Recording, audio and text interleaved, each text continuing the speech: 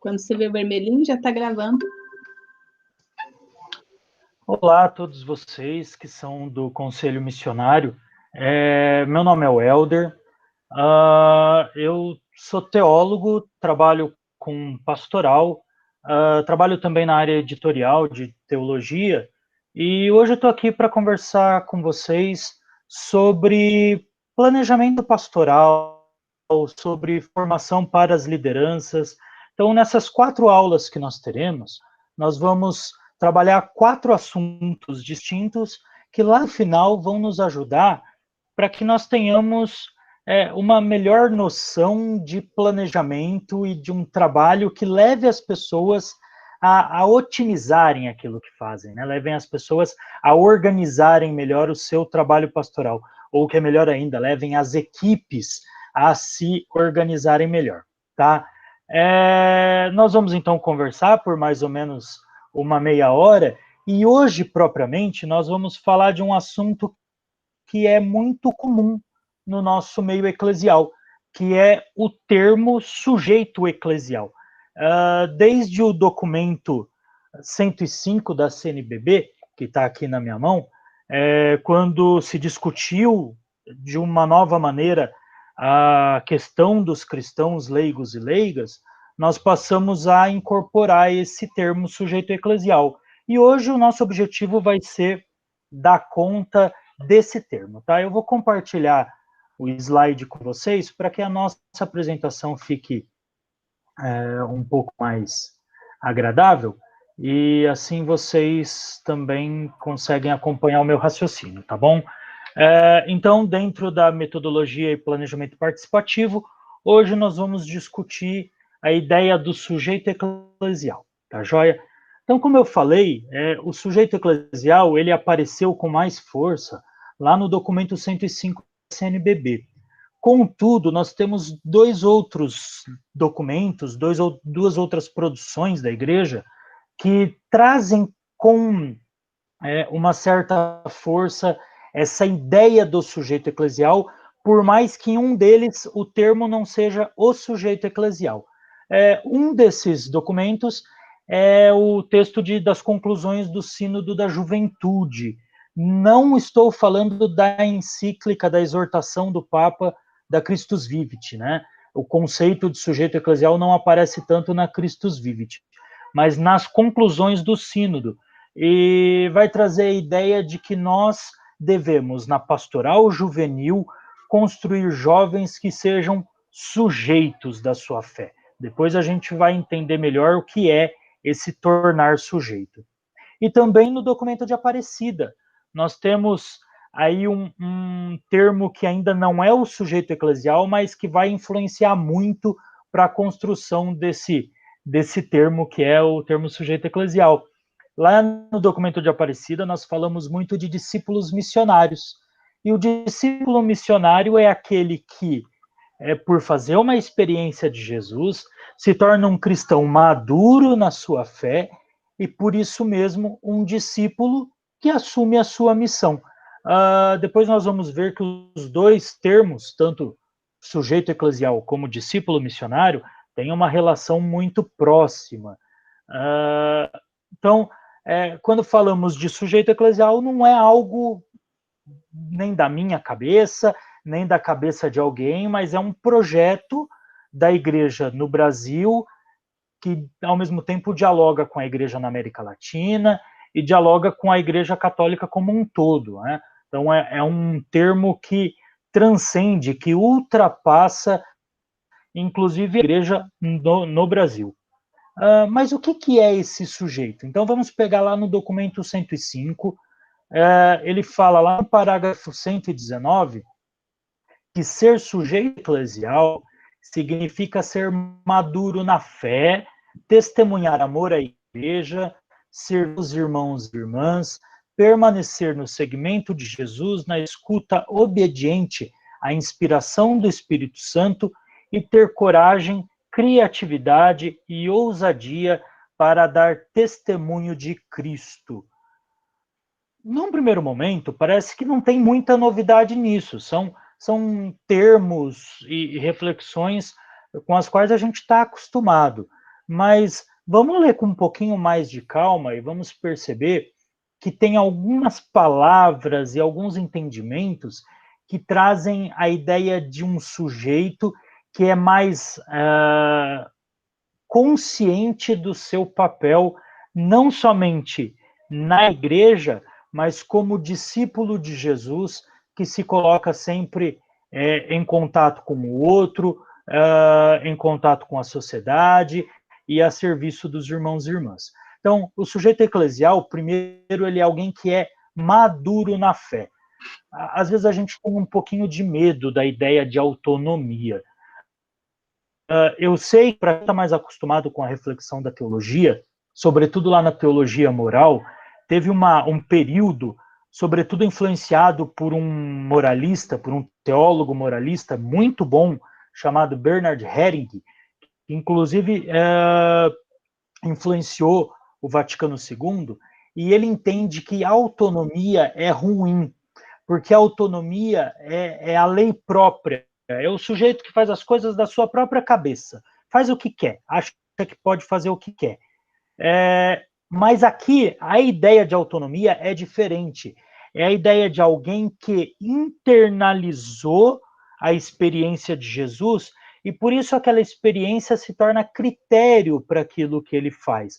Vamos entender assim. Quem tem filho pequeno vai entender o que eu estou falando. Quem tem sobrinho, quem tem irmão.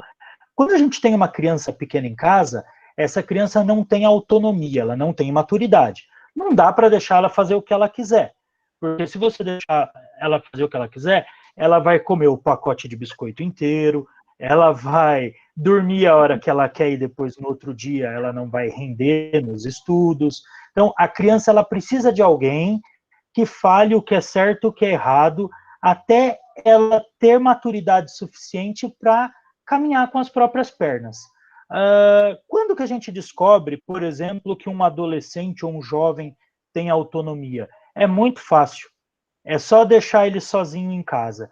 Se quando ele fica sozinho em casa, ele se comporta da mesma maneira como ele se comporta junto com a família, é sinal de que ele já é maduro, é sinal de que ele é autônomo. Se ele não se comporta da mesma maneira, se ele aproveita o estar sozinho para fazer aquilo que não deixam ele fazer, é sinal de que ele ainda tem uma imaturidade, ou seja, ele precisa de alguém que fale para ele o que é certo e o que é errado. Quando a gente fala de ser um cristão maduro na fé, significa entender que o cristão ele tem que andar com as próprias pernas. É um cristão que internalizou a experiência do evangelho e a experiência de Jesus de tal modo que ele consegue discernir, ele consegue amadurecer e saber o que deve fazer ou não. Muito importante dizer, isso não significa que ele não vai se aconselhar, isso não significa que ele não vai buscar ajuda, mas significa que ele não é um cristão meramente obediente, que só vai fazer o que mandam fazer. É um cristão maduro, tá? Por ser maduro, continua lá o texto, né? Ele é capaz de testemunhar o amor à igreja, ele é capaz de servir os irmãos e irmãs. Então, é um cristão que supera aquela visão antiga, sacramentalista, das pessoas que iam na igreja só para fazer primeira comunhão, só para ser batizado e para se crismar, depois casar, e não tinham uma relação com a comunidade. Servir os irmãos e irmãs significa vivenciar o sacramento de modo a levar esse sacramento para a vida cotidiana e para a vida de comunidade, né? O cristão maduro na fé também permanece no segmento de Jesus, permanece na escuta obediente à inspiração do Espírito Santo e tem coragem, criatividade e ousadia para dar testemunho de Cristo. Então, a gente só é capaz de ter coragem, criatividade e ousadia, ousar no planejamento pastoral, ousar no trabalho missionário, quando a gente tem uma base sólida. E qual é essa base sólida? A experiência de Jesus Cristo, tá bom? Então, fica a dica. Leiam o documento 105, porque ele tem toda uma parte que vai explorar bem a ideia de sujeito e vai explicar como que a gente pode construir esse leigo consciente da sua fé? Outro documento que ajuda muito a entender esse é o 107, da vida cristã. Então, a catequese hoje é uma catequese que se volta cada vez mais à construção de cristãos maduros, né, de cristãos conscientes da sua fé e da sua missão. Mas para contribuir nessa nossa reflexão sobre o sujeito eclesial, eu vou trazer para vocês o Evangelho de Mateus. E é interessante que no Evangelho de Mateus, e aqui eu vou pegar só o de Mateus, em Lucas, em Marcos e em João, a lógica do evangelista é diferente. Em Mateus, nós temos três estilos de pessoas que seguem Jesus: a multidão, os discípulos e os 12. Mateus chama de os 12, que são os apóstolos, mas lá ele chama de os 12. Depois do acontecimento de Judas Iscariotes, ele passa a chamar de os 11, tá? Vocês podem ir lá no Evangelho que vocês vão encontrar essa expressão. E antes da gente continuar essa reflexão, eu queria que vocês pensassem comigo. Por que Jesus ensina por parábolas? E é muito comum, acho que todo mundo já escutou essa explicação, eu já escutei muitas vezes, a gente escuta inclusive os padres falando assim nas homilias, que Jesus usa as parábolas porque elas são historinhas para explicar aquilo que Jesus quer, e é mais fácil das pessoas entenderem quando Jesus explica por parábolas. E vou decepcioná-los, mas não é isso. Sabe por que não é isso?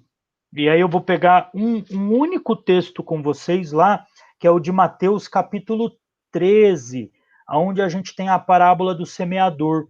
Se fosse fácil entender as parábolas de Jesus, nós não teríamos os discípulos chegando para Jesus e falando, mestre, explica-nos a parábola. Se Jesus precisa explicar, é porque não era tão fácil de entender. E a explicação da parábola do semeador está lá em Mateus 13, a partir do versículo 18. Jesus está explicando a parábola para os seus discípulos. Bom, o que a gente pode concluir de tudo isso? As parábolas são historinhas contadas por Jesus que têm elementos próprios da cultura daquele povo. O semeador, a ovelha, a moeda, são elementos muito típicos, próprios daquela cultura. Porém, as parábolas têm sempre algo de estranho. O que é esse estranho? Vamos lá. O lugar onde Jesus vive é um lugar muito seco, árido. Não é tão fácil plantar e colher. E você tem um semeador que sai a semear e joga semente à beira do caminho, joga semente nos espinhos, joga semente no terreno pedregoso. Por que esse semeador, que tem pouca semente e tem pouca possibilidade de fazer essa semente dar fruto, sai desperdiçando? Por que um pastor que tem 100 ovelhas deixa 99 paradas lá com o risco de perder as 99 e vai atrás de uma? Eu não estou querendo falar que Jesus está equivocado, isso é muito importante. Estou querendo dizer que as parábolas têm uma certa estranheza e isso é de propósito. Por que é de propósito? Guarda a ideia que a gente vai voltar nela, tá bom? Vamos voltar nesse nosso slide. Então, quem segue Jesus? A gente tem a multidão, os discípulos e os 12. A multidão, ela vai atrás dos milagres, ela busca pão, ela não tem compromisso com Jesus, mas ela tem compromisso com as suas necessidades, com os seus interesses, tá? Então, quando ela tem fome, ela busca pão. Quando ela está doente, ela busca cura. A multidão, ela tem uma relação com Jesus de necessidade. A partir da necessidade, ela busca o que Jesus tem para oferecer. É para a multidão que Jesus ensina em parábolas, tá? A outra categoria de seguidores de Jesus é a do discípulo. O discípulo são os interlocutores mais próximos de Jesus. A multidão vai quando precisa. Os discípulos convivem com Jesus. Para os discípulos, Jesus não só ensina as parábolas, ele explica as parábolas. Então, se vocês forem lá no capítulo 13, vocês vão ver que Jesus conta a parábola do semeador. Então, está lá a partir do versículo 3, e depois ele explica a parábola do semeador só para os discípulos. Então, o povo vai embora, Jesus se reúne com os discípulos, e para os discípulos, Jesus explica a parábola. Os discípulos assumem um projeto de vida. Eles não vão lá com Jesus apenas quando precisam, mas eles entendem que o que Jesus tem para ensinar é um projeto, vai além, e seguem Jesus no caminho. Além dos discípulos, nós temos os 12. Quem são os 12? Os 12, mais que seguidores, eles são as lideranças, eles são multiplicadores, eles vão formar comunidades, né? Os discípulos não, eles têm missão, eles são enviados. Nós temos vários textos onde Jesus envia os 72, é lá no Evangelho de Lucas, né? Os discípulos, eles também são enviados, mas eles não são multiplicadores no sentido de formar comunidades. Pela tradição bíblica, quem forma comunidades são os apóstolos, são os 12. Os 12 também são responsáveis por essa administração pós-pascal das comunidades, né? Então, após a ressurreição de Jesus, eles é que vão dar continuidade para a mensagem do evangelho nas comunidades, tá bom? Então, nós temos esses 3 grupos. A multidão, que vai atrás de Jesus quando precisa, os discípulos, que são aqueles que convivem com Jesus, estão mais próximos de Jesus, e os 12, que são os multiplicadores do evangelho. Vamos voltar naquela ideia? Por que Jesus ensina em parábolas? Não esqueci não, vou explicar. Jesus, ele usa a parábola como uma ferramenta de evangelização. Ele usa a parábola num sentido, a gente poderia falar que tem um sentido pedagógico, tem um sentido didático, está ligado à maneira como Jesus faz discípulos. Então, a ideia de Jesus ele conta uma história que traz elementos da vida daquele povo, o pão, o trigo, o peixe, a semente, é tudo que o povo vive no dia a dia. Porém, tem um quê de estranheza. E esse quê de estranheza é o que faz aquela pessoa que está lá no meio da multidão falar: opa, o que esse homem está querendo dizer? Porque no dia a dia não é assim. No dia a dia eu não jogo a semente na beira do caminho. No dia a dia eu não deixo 99 ovelhas para ir atrás de uma. No dia a dia eu não gasto a moeda que eu encontrei dando uma festa. Eu vou pagar aquelas coisas que eu tenho. E a partir dessa estranheza é que o discípulo é que aquela pessoa da multidão vai atrás de Jesus e fala: e aí, Jesus, me explica essa parábola? E quando ele explica a parábola, a pessoa vira discípula. Então, a parábola é uma estratégia de Jesus para apanhar seguidores, para trazer aquelas pessoas para perto dele. Se a gente fosse trazer o termo sujeito eclesial aqui para essa lógica de Mateus, a gente poderia falar que a multidão ela é aquela pessoa que vai na igreja só para buscar aquilo que precisa. Então, vai na igreja para cumprir o preceito da missa dominical, vai na igreja quando precisa ser batizado, vai na igreja quando alguém vai casar, vai na igreja quando alguém morre, mas não tem uma proximidade com o projeto de Jesus. Os discípulos são aqueles que superaram essa pastoral de manutenção, ou essa pastoral de sacramentalização, e a partir do sacramento assumem Jesus como um projeto de vida, e assumem o projeto da comunidade. Os 12, a gente sabe que teologicamente, a sucessão apostólica ela está com os bispos, tá bom? Mas aqui eu não estou discutindo teologia, vamos discutir a questão simbólica do evangelho. Os 12 são os multiplicadores. Os 12, acredito que são todos aqueles que, de alguma maneira, assumem esse apostolado e se tornam lideranças comunitárias, tá? Agora, esse termo sujeito, ele não é um termo que foi inventado pela igreja. Ele vem de pensadores lá da sociologia, das ciências sociais.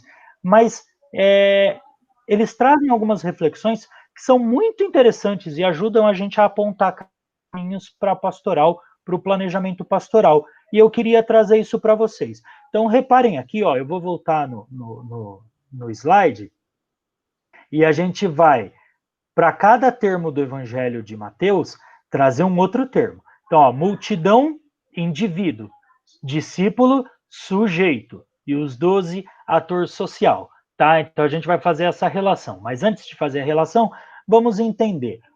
O que é o indivíduo lá para a sociologia? Indivíduo, primeiro, é uma categoria sociológica. Então, a gente pode estudar a sociedade a partir de duas formas: a partir de grupos ou a partir de indivíduos, de pessoas, tá? Então, o indivíduo é aquele que se distingue do todo. Eu posso ter a sociedade como um grupo ou posso ter a sociedade como soma de indivíduos, tá? Tem um filósofo francês chamado Lipovetsky, que ele entende que o indivíduo é aquele que não tem consciência de si. E por não ter consciência de quem ele é, por não saber quem ele pensa que ele é gente conforme ele consome. Então é aquela pessoa que fala: eu sou mais feliz quando eu tenho o carro tal, eu sou mais satisfeito porque eu tenho o celular tal. É a pessoa que pensa que o consumir faz ela ser o que ela é. Uma reflexão muito bacana, muito legal do Lipovetsky é que ele fala que o consumo cria na gente uma lógica perversa, porque a gente pensa que é feliz conforme consome, e só que isso dura tão pouco que para a gente se sentir feliz, a gente precisa consumir de novo. E daí a gente vai criando um ciclo de consumo que não leva à satisfação, mas no processo leva à frustração. Não estou querendo dizer que a gente tem que parar de comprar as coisas. Estou querendo dizer que a gente não pode comprar as coisas pensando que são as coisas que vão fazer da gente uma pessoa feliz, uma pessoa realizada ou satisfeita. Tá? Essa é a ideia. Um outro sociólogo chamado Alan Turing, ele vai falar que o indivíduo é similar à massa. O indivíduo ele não tem consciência de quem ele é. Então ele é massa, ele é povão, tá? Por outro lado, o sujeito é aquele que pode estar no meio do povo, mas ele tem consciência de si. Ele tem consciência do seu papel na sociedade. Ele sabe que é importante participar socialmente. Então, o que caracteriza o sujeito? É a consciência de si. E isso ajuda muito a gente a entender o que é o sujeito eclesial, tá bom? Então, o sujeito, ele sente desejo de ser ator social. O que é ator social? É aquele que atua socialmente. Será que participamos da sociedade? Será que atuamos na sociedade? Conseguimos deixar a nossa marca como cidadãos na sociedade? Quando a gente consegue fazer isso, a gente se transforma num ator social. Então, o ator social é o sujeito que atua socialmente. Para o mesmo Alan Turing, que eu falei lá, a atuação social ela acontece sempre por meio dos movimentos sociais. Então, sozinho, e aí é a ideia do Alan Turing, a gente pode concordar ou não. Eu acho que tem um certo fundamento. Para o Alan Turing, a gente sozinho não consegue influenciar a sociedade, porque é como se a sociedade ela tivesse um peso muito grande e desproporcional. A gente não consegue sozinho mudar aquela estrutura toda, né? Os movimentos sociais tendo uma relação não igualitária com a sociedade. É como se a sociedade tivesse um peso muito maior do que os movimentos sociais. Contudo, os movimentos são muito mais organizados e conseguem influenciar socialmente, tá? Então, vamos agora fazendo um paralelo. Ó, a multidão, ela buscava os milagres de Jesus, ela busca pão, ela busca cura, ela não tem compromisso. O indivíduo é aquele que não tem consciência de si, não sabe quem ele só busca satisfação. E hoje na igreja, como funciona? Será que a gente pega aí, agora na época de pandemia, não, né? A loja é um pouco diferente, mas em período normal, vamos lá, numa paróquia comum, A gente tem 1.000 pessoas que vão na missa no final de semana, contando todas as missas. Dessas 1.000 pessoas, será que quantas têm realmente vínculos comunitários? Quantas têm uma interação com a comunidade? A maioria é multidão. A maioria está buscando aquele alimento do dia a dia. E daí alguém pode falar assim, nossa, Welder, mas isso não é legítimo?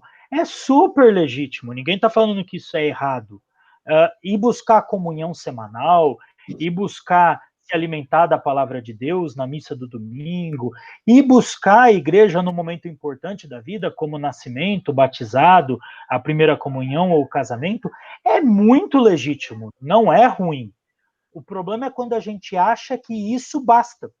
É quando a gente acha que a nossa relação com a igreja, com o projeto de Jesus, é uma relação que se limita às necessidades do dia a dia. Não é isso.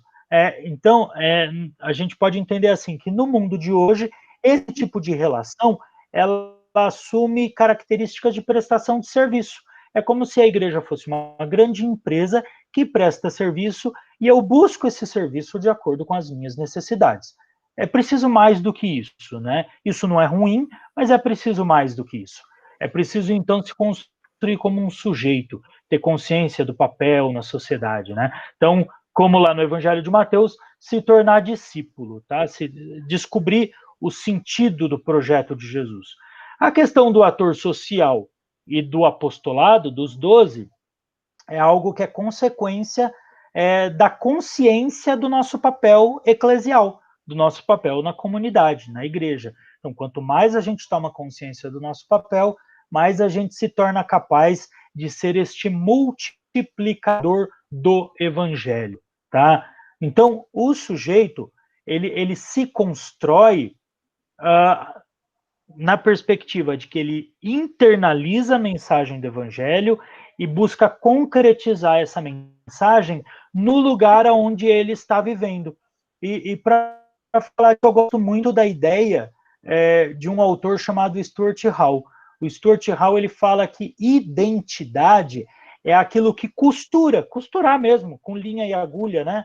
O sujeito na realidade onde a gente vive. Então a gente não é cristão em Marte, a gente não é cristão na Lua, a gente não é cristão nem na época de Jesus, a gente não é cristão na Idade Média. Somos cristãos no mundo em que nós vivemos, na cidade em que nós vivemos, no bairro em que nós vivemos.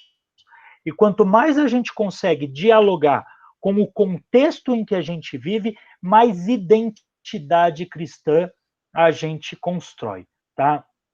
Outra coisa muito importante é que o discípulo, ele é comunidade, ele não está na comunidade, ele não vai, a gente não vai na comunidade, às vezes a gente fala assim, eu vou lá na comunidade. Tudo bem, a gente entende, é um modo de dizer, não estou falando que tem que mudar a maneira de falar, não, nem está errado, mas a comunidade somos nós. A igreja é o lugar onde a comunidade se reúne, é o templo, é uma coisa, a comunidade é o grupo de pessoas, a comunidade é grupo vivo, né, que multiplica a mensagem do evangelho. Então, a gente se constrói como sujeito e a gente se constrói como discípulo à medida em que a gente assume o nosso papel como comunidade, né? E aí, só para ilustrar isso, leiam o documento do Papa, a exortação Christus Vivit. E o Papa Francisco bate muito na tecla de que a evangelização da juventude ela acontece à medida em que o jovem se sente comunidade.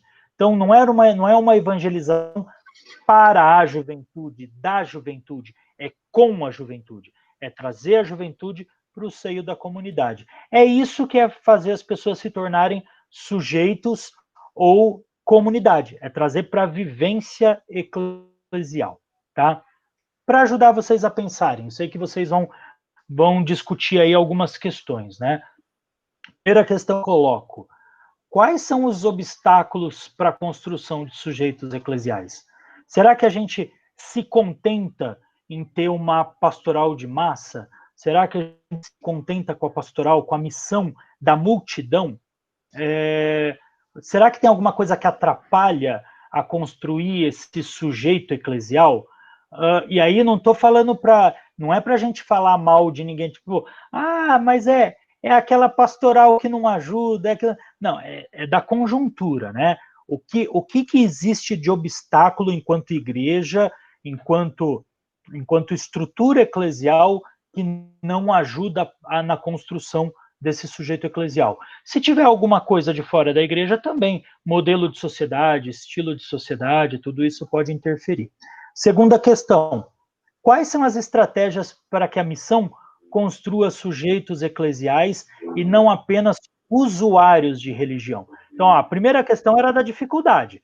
Vamos elencar as dificuldades? Agora é estratégia. Então, a partir dessas dificuldades, quais são as estratégias? Quais são as possibilidades? O que eu posso fazer para que esse sujeito eclesial se concretize? E a terceira questão, é possível construir sujeitos em uma pastoral de massa? É uma questão difícil. Eu não vou dar muita dica porque eu quero que vocês pensem um pouco. O que a gente tem lá na pastoral de massa que dificulta e o que ajuda? Quais são os ganhos, quais são as perdas de uma pastoral de massa? E depois tira um resultado de tudo isso. É possível construir um sujeito nesse estilo de pastoral, onde as pessoas são anônimas, onde elas entram na igreja, vão lá na missa de domingo, entram na fila de comunhão, mas ninguém sabe quem ela é, ninguém sabe onde ela mora, ela não tem vínculos comunitários? Pensar nisso é muito importante para que a gente construa sujeitos cada vez mais conscientes da sua fé. Tá? Pessoal, muito obrigado pela atenção de vocês. Nas próximas aulas, a gente vai pensar em questões mais estratégicas, de como a gente constrói esse sujeito eclesial, mas em planejamento, em trabalho em equipe, em projetos mais palpáveis, tá? Para que o sujeito eclesial não seja só uma ideia, para que a gente consiga instrumentalizar isso e isso se torne prática, tá bom? Muito obrigado pela atenção de vocês e bom trabalho. Tchau, tchau.